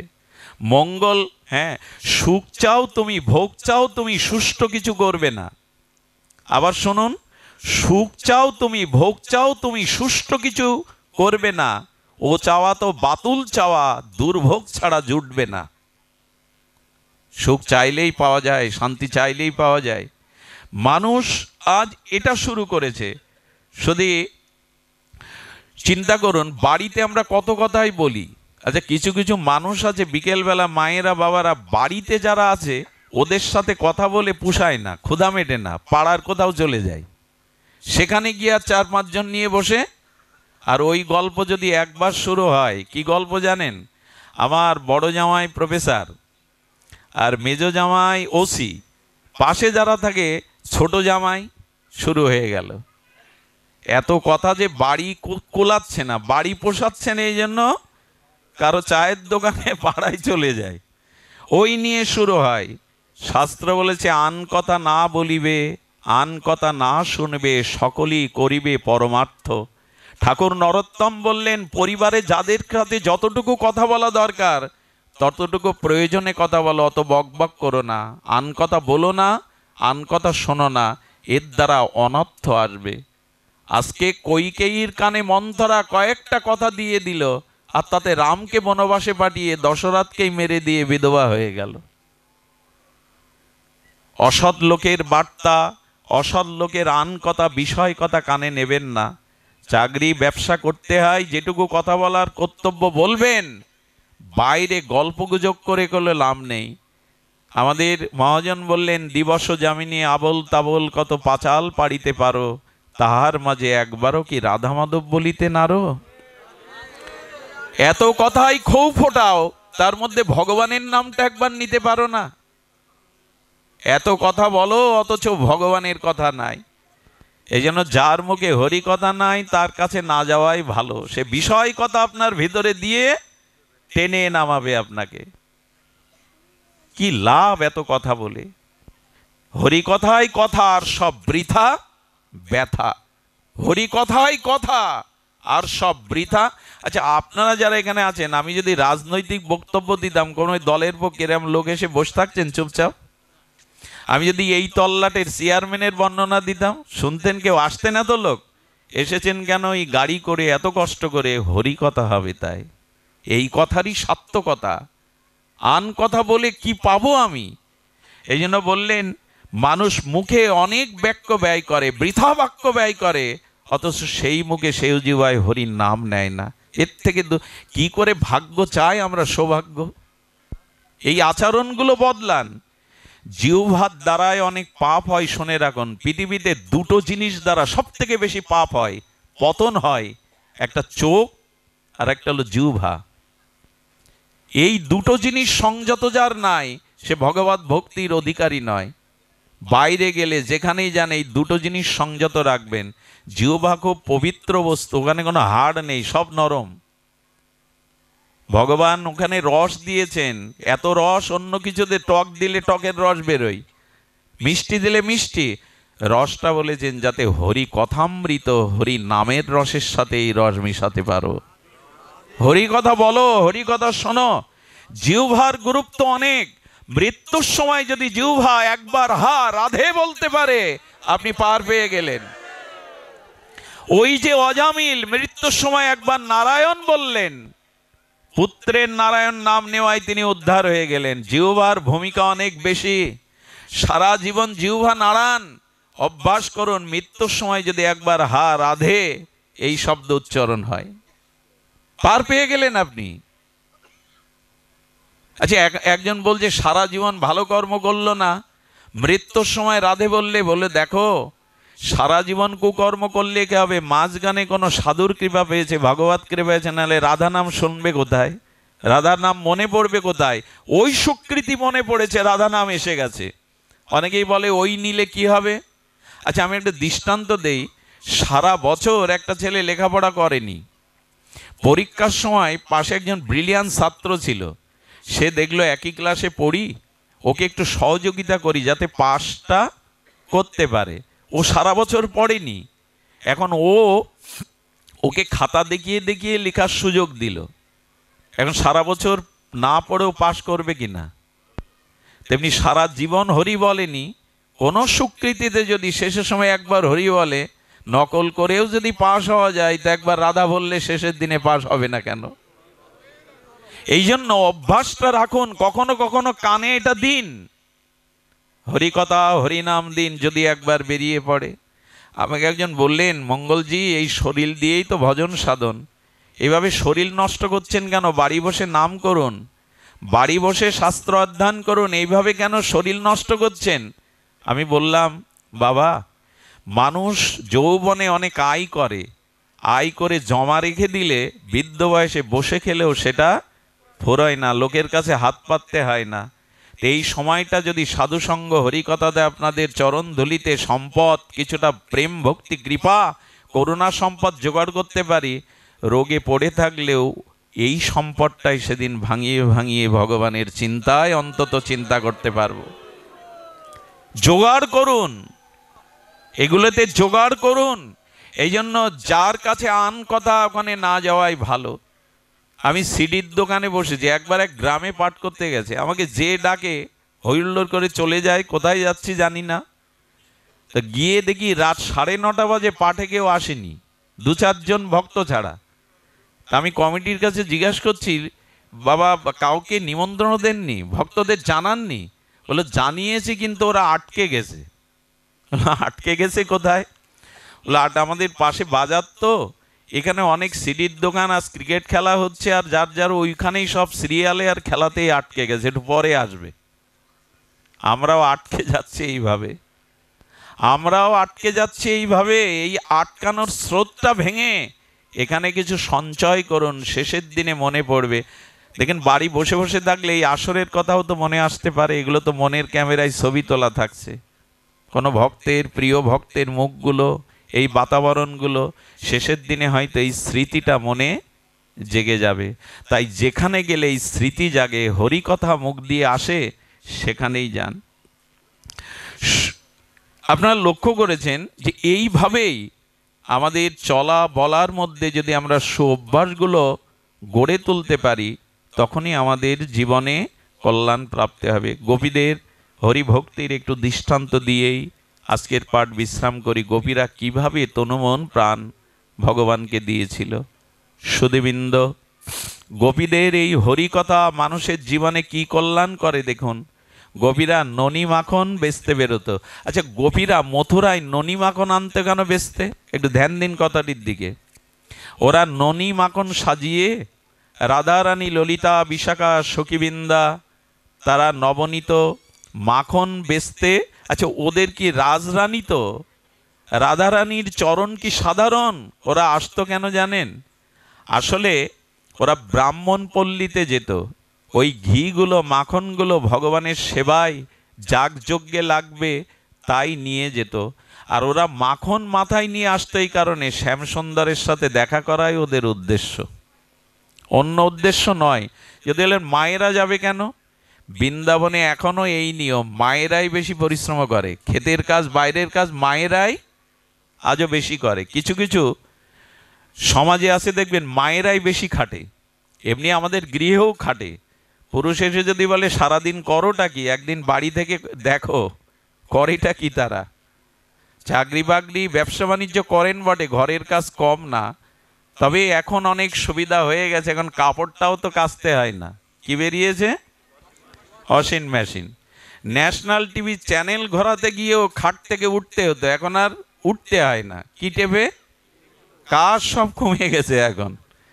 আগের দিনে আর কাঁথা সেলাই এখন নাই। কাঁথা সেলাই আছে, নকশি কাঁথাও নাই, সব কমিয়ে দেয়া হয়ে গেছে। বসে বসে খাও আর রোগগ্রস্ত হও, বসে বসে খাও আর রোগগ্রস্ত হও। যে মায়েরা পরিশ্রম করে রোগ ব্যাধি তাদের খুব কম হয়। এটা পুরনো দিনে মা ঠাকুমাদের দিকে তাকালে বোঝা যায়। সুধীজন, সব কিছু এত সহজ হওয়া ভালো না। সহজে সব কিছু পেলে সে বস্তুর মূল্যায়ন, এখন আমরা সব সহজ করে ফেলেছি। তার কি করা যাবে? যুগ যেদিকে এগিয়ে যাচ্ছে, আমি বলেছি যুগ বদলানো যাবে না, তবে সংস্কার বদলানো যাবে। গোপীরা মাথায় ননি নিয়ে কি বলতো জানেন? আচ্ছা, বলা উচিত কি? মাখন নেবে, দই নেবে, কিন্তু দেখবার জন্য এসেছে তো গোবিন্দকে। ওদের মনে কার জায়গা? ওরা কি বলতো জানেন? গোবিন্দ নেবে, কানাই নেবে। আহা, ওদের ভেতরের ভাবনাটা মুখ দিয়ে কানাই চলে আসতো, গোবিন্দ চলে আসতো। বলে, ও গোপী, তোমরা কানাই নেবে মানে, গোপী নেবে মানে? ওদের ভাবনায়, ওদের চিন্তনে, ওদের মননে শুধু এই একটি নাম।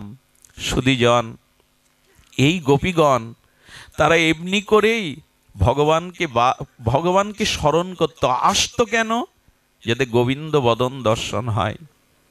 সুধীবৃন্দ, একটি লীলা বলেই দেখুন, গোবিন্দ যখন উত্তর গোষ্ঠে ফিরতেন, দাদা বলরাম সুবল সখা নিয়ে, গাভীকে নিয়ে, আর এই গোমাতা গাভীদের নিয়ে শ্রীধাম বৃন্দাবনে গোধূলি লগ্নে পশ্চিম দিগন্তে বিচিত্র রঙের সমাহারে আর গোখুর উত্থিত ধূলিকণাগুলো শান্ত গোবিন্দের ঘর্মের বদনে এসে মিশে যেত। গোবিন্দের সেই কেশমালা যখন এই মুখের কাছে এসে পড়ত, আর ওখানে ধুলি আর ঘাম মিশে এক অপূর্ব বদনে, সুখদেব গোস্বামী চেয়েছে দেখছেন কি তার অপূর্ব সৌম দর্শন। এই রূপ দেখলে আর অন্য রূপ চোখে ধরে? পীতবরণধারী, শিখাপুচ্ছধারী, ত্রিভঙ্গ মোরারি। আজ গোপীর মন, সেই মন প্রেমধন চুরি করা আমাদের সেই ননিচোর, মনোচোর গোপী প্রেমের আর সেই মূর্তি মাধুর্য বিগ্রহ যখন উত্তর গোষ্ঠ থেকে আসতেন, সমস্ত ব্রজবাসীরা যমুনা পুলিনের ধারে, গোষ্ঠের রাস্তার ধারে দাঁড়াতো, যেন সারাদিনের অদর্শনের বিরহ তাপ জোড়াবার জন্য তারা গোবিন্দের ওই বংশীধ্বনি আর তার অপূর্ব মাধুর্যময় মূরতি দর্শন করে সারা দিনের বিরহ তাপকে তারা জোড়াতো। এই জন্য পাশে এসে দাঁড়াতো। রাধারানী তো সবসময় রাস্তা আসতে পারেন না। রাধারানী চিলেকোটার উপরে দাঁড়িয়ে প্রিয় নর্ম সখীবৃন্দ সহ গোবিন্দের প্রতীক্ষা করছে। আমাদের চোখ চেয়ে থাকে তো তাকে দেখবার জন্য। গোবিন্দ আসছেন আর মুরলীর ধ্বনিতে ব্রজের আনন্দময় আনন্দ দান করতে করতে আর ধেনুবৎস নিয়ে তিনি চলেছেন। দাদা বলরামকে একটু আগে দিয়ে গোবিন্দ একটু পিছনে পড়েছেন। আমাদের নটকিশোর নটবর আর এই কিশোর মণি তিনি আসছেন। রাধারানী, আচ্ছা ভগবানের কোনটা আগে দেখতে হয়, চরণ না বদন? চরণই দেখতে হয়, ওইখানেই তো সব। রাধারানী গোবিন্দের চরণের দিকে দৃষ্টি পড়েছে। চরণের দিকে দৃষ্টি দেওয়ার সাথে সাথে রাধারানীর গায়ে যেরকম গরম সেক দিলে ফোসকা ওঠে না, পুড়ে যায়, ওই কমল রাধারানীর অঙ্গের কমলতার তুলনা কি আমাদের মুখে মানায়? পৃথিবীতে সব থেকে কমল ফুল হলো শিরীষ কুসুম। কি কুসুম? শিরীষ কুসুম। শিরীষ কুসুমের শিরীষ ফুলের পাপড়িগুলো এত সূক্ষ্ম যে আপনার গায়ে যদি শত শত ছুঁড়েও মারা যায় আপনার অনুভূতি হবে না গায়ে কিছু পড়ল কিনা।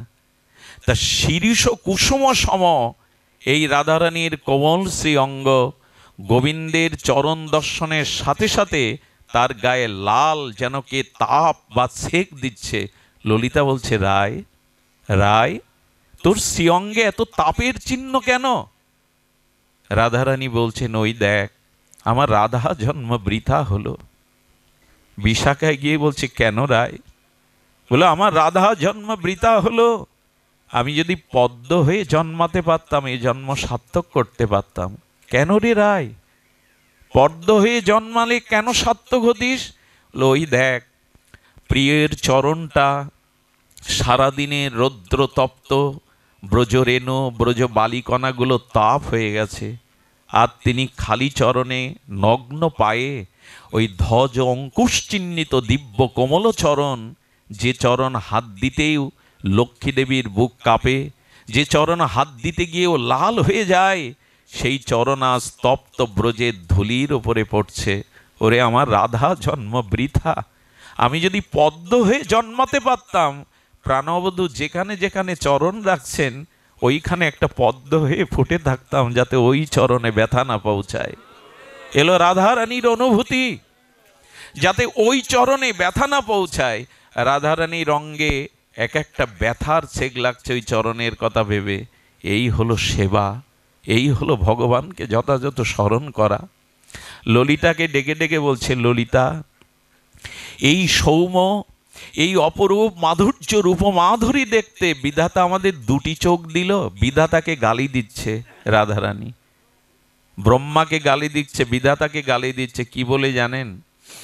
কোটি আঁখি দিল না বিধি, দিল মাত্র দুই, তার মাঝে নিমেষ দিল কি দেখিব মই।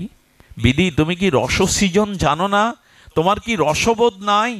এই নয়ন অভিরাম মনোহর ত্রিভঙ্গ মুরারি মাধুর্য রূপ দেখতে কেউ দুটো চোখ দেয়? কোটি আঁখি কেন দিল না? এই হলো তৃষ্ণা, এই হলো প্রেমের ভাষা, এই হলো ব্রজের ভাষা, এই হলো গোপীদের ভাষা। কেন কোটি আঁখি দিল না? দুটো চোখ দিয়ে কখনো ভগবানের সৌন্দর্যকে দেখেছি? যুগল মাধুর্য মূর্তি দেখে আনন্দ পেয়েছি? ওই পাইনি তো। আজ রাধারানী বলছেন, কেন কোটি আঁখি দিল না? বিধি যোগ্য সৃজন জানে না, বিধি অরসজ্ঞ রস সৃজন জানে না। জানলে এই রূপ দেখবার জন্য দুটো চক্ষু দেয়। আচ্ছা দুটো চক্ষু যদিও দিল, কেন চোখের পলক দিল, নিমেষ দিল কি দেখিব মই। চোখের পলকটাকেও তারা সহ্য করতে পারছে না। রাধারানীকে বলা হয়েছিল, রাধে পলকটা সহ্য করতে পারছ না কেন? চোখের পলক। বললেন, পলক কেন দিল? কারণ এক পলক পড়লেই যেটুকু সময় হারিয়ে ফেলি, মনে হয় এক যুগ তাকে দেখিনি, এক যুগ তাকে হারিয়ে ফেলেছি। বহুদিন পর সন্তান বাড়ি এলে যেমন মা কেঁদে বলে, বুকে জড়িয়ে ধরে বলে, কতদিন তোকে দেখিনি খোকা। এটা ভালোবাসার ভাষা, এটা প্রেমের ভাষা। তেমনি ললিতা, বিশাখা, রাধারানী বলছে জড়িয়ে ধরে, ওরে বিধি কেন পলক দিল, পলক পড়লেই তো মনে হয় তাকে কত যুগ যুগান্তর হারিয়ে ফেললাম। রাধারানী একদিন বলছিলেন, ললিতা আমাকে একটা সাধনা শিখিয়ে দিতে পারিস? রায়, তোর আবার কি সাধনা করবি, কিসের জন্য সাধনা করবি? বললেন, মাছেরা যে সাধনা করে চোখ পেয়েছে আমি সেই চোখ চাই। নাকি মানে মাছের চোখের পলক পড়ে না, মাছের চোখের পলক পড়ে না। বললেন, এ পৃথিবীতে সব প্রাণীরই পলক দিয়েছে, মাছ কোন তপস্যা করেছে বলতে পারিস? ওর পলক পড়ে না কেন রায়? বলে, আমি তপস্যা করে মাছের চোখ পেতাম যাতে প্রাণবধূকে দেখতে আমার পলক না পড়ে। বলতে পারিস কি, কোন সাধনায় আমি মাছের চোখ পাবো? এগুলো কি আবেগের ভাষা? আবেগের নয়, এটাই হলো প্রেমের থেকে উত্থিত ব্রজপ্রেমের ভাষা। একেই বলে তাকে সর্বস্ব দিয়ে ভালোবাসা, চোখের আড়াল না হতে দেওয়া। বললেন, মাছের চোখ যদি পেতাম, ওই রূপমাধুর্য দর্শনে নয়নকে, জীবনকে সার্থক করতে পারতাম। প্রেম না হলে এ ভাষা আসবে না, প্রেম না হলে অনুভূতিও আমরা বুঝতে পারবো না। এটা প্রলাপ মনে হবে যাদের ভিতরে এই প্রেম নাই। ললিতা বলল, তো তপস্যা করে মাছের চোখ যদি পাবি, তো গোবিন্দ তো তোর নয়ন সম্মুখে দাঁড়ায় না। গোবিন্দ তো নয়নের সম্মুখে তো সবসময় দাঁড়ায় না, গোবিন্দ তো কত লীলা করে। তুই কি করবি? বললো, মাছের চোখ পেলে পাখির কাছ থেকে ভিক্ষা করে দুটো ডানা নিতাম, ওই চোখে ডানা বেঁধে যেখানে আমার প্রাণবধূ দাঁড়াতো, যেখানে থাকতো সেখানে উড়ে যেতাম তাকে দেখবার জন্য, তাকে দেখবার জন্য আমি উড়ে যেতাম। রাধারানী এই বলতে বলতে মাঝে মাঝে মূর্ছিত হয়ে পড়ে যান। আর দশম দশায় তিনি মূর্ছিত হয়ে পড়ে যান। ললিতা, বিশাখা তখন চিন্তা করলেন, এইভাবে বারবার যদি দশম দশায় মূর্ছিত হয়ে পড়ে যায়, রাধারানী মাঝে মাঝে কি করেন জানেন? বাসরক সজ্জিকা, গোবিন্দ ব্রজ থেকে চলে গেছে, রাধারানী মনে নাই, প্রিয় এখনো ব্রজে আছে, সে কথা দিয়েছিল ন গচ্ছতি, এক পাও ব্রজ থেকে তিনি কোথাও যান না। এই অনুভবে রাধারানী তাড়াতাড়ি বলছেন, আরে সখীগণ, আমাকে সংকেত কুঞ্জে নিয়ে চলো। সংকেত কুঞ্জে যদি ব্রজে যান একবার যাবেন, আমার সৌভাগ্য হয়েছিল, জায়গাটা বড় মধুর। সেই কাল কোলাহলের দিনে এখনো সেখানে গেলে মনে হয় এইখানেই সেই লীলা রচনা করেছিলেন ঠাকুরানী প্রীতিময়ী, আমাদের কৃষ্ণপ্রেমের পূর্ণিমা ভাবময়ী লাদিনী অধীশ্বরী রাধা ঠাকুরানী। সেই সংকেত কুঞ্জে গিয়ে সখীদের বললে, আমার পায়ে আলতা পরিয়ে দে, আমাকে লাল শাড়িতে সাজিয়ে দে, চোখে কাজল দিয়ে বধূ বেশে সাজিয়ে দিলেন। আর রাধারানী বললেন, তোরা বাসর সজ্জা কর, সেই ফুলের দ্বারা ব্রজের গুগ্ন ঔষধি লতা পাতা দ্বারা বাসর সাজিয়ে ঘোমটা পরে ললিতা বিশাখাকে দৌড়ে রেখেছেন, আমার প্রাণবধূ আসবে। ব্রজে কিন্তু গোবিন্দ নাই। রাধারানীর বাসসজ্জিকা ভাবে আজ বধূ বেশে এইভাবেই আর অপেক্ষা করছে। একটা গাছের পাতা নড়লেও পড়লেও মনে হচ্ছে ওই বুদ্ধি প্রভুর প্রিয়ের চরণ বেজে উঠল। গাছের শাখায় শাখায় যখন শব্দ হচ্ছে, বলল ওই চরণের নূপুর ধ্বনি যেন হলো, কেঁপে কেঁপে উঠছেন। প্রভুর অপেক্ষা করতে করতে সারা নিশি হয়ে গেল। ভোরবেলা যেন প্রাণের আবেশে স্ফুটে দেখছেন বধূ এসে দাঁড়িয়েছে সামনে। বলে, ওকে চলে যেতে বল, ওর মুখ আমি দেখব না, ওর মুখ দেখব না, ওকে চলে যেতে বল। ও সারা রাত অন্য কোনো কুঞ্জে কাটিয়ে এসেছে, চলে যেতে বল, ওর মুখ দেখব না। সব কিন্তু ওই ভাবাবেশে। ওই কুঞ্জ সাজিয়ে যখন বিদায় নিল, তখন লাল কাপড় আলতা মুছে দিয়ে লতা পাতা বাসরটাকে ভেঙে চুরে মাটিতে লুটিয়ে কাঁদছে, ওরে পেয়েও তো তাকে হারালাম, কেন তাকে দূরে সরিয়ে দিলাম, কেন তাকে বের করে দিলাম নয়নের সম্মুখে। ওরে ললিতা, ওরে বিশাখা, তাকে আবার এনে দে। জড়িয়ে ধরে ললিতা বলেন, আগেই বলেছিলাম তাকে ভালোবাসিস না, তাকে ভালোবাসলে শুধু কাঁদতেই হয়, তাকে ভালোবাসলে শুধু তার প্রতীক্ষায় থাকতে হয়, আগেই বলেছিলাম ভালোবাসিস না তাকে। বলে, ওরে তাকে কি ভালো না বেশি পারা যায়? এই জগতে ভালোবাসার অন্য কেউ নাই। ভালোবাসা তো তার থেকেই এসছে, প্রেম তো তার থেকেই এসছে। ললিতা বিশাখা রাধারানীকে এইভাবে সান্ত্বনা দিতেন। মাঝে মাঝে দৌড়ে বললেন, ললিতা, আমি আমার শ্যামকে পেয়েছি। কোথায় পেয়েছিস? এই দেখ, আমার নখের জ্যোতির মধ্যে আমার শ্যাম সুন্দর, বলে নখটা জড়িয়ে ধরতেন বুকের মধ্যে। এইভাবে ব্রজ গোপিকারা নিশিদিন তারা গোবিন্দের ধ্যানে গৃহে থেকেও মগ্ন থাকতেন। আপনাদের কাছে শেষ অনুরোধ, এই ব্রজপ্রেমী মহাপ্রভু দিতে এসেছিলেন। গোপীর সাথে গোপীনাথের এই যুগল প্রেম মাধুর্যই আমাদের ভজনের, মহাপ্রভুর মহা অবদান। আমরা গৃহে থেকেও যেন ভগবানের নাম, ভগবানের লীলা এভাবেই স্মরণ করতে পারি। আমি এত দূরে সম্ভবত আসি না, কিন্তু কেন জানি না আমাদের শান্তদা, কার্তিক বাবা, মনতোষদা, শ্যামলদা বারবার বলছিলেন আসার কথা। এসে এইটুকু পেলাম, আপনারা হরিকথার যোগ্য শ্রোতা। হরিকথা শোনার আপনাদের অনেক ব্যাকুলতা। পারলে যেখানেই হরিকথা শুদ্ধ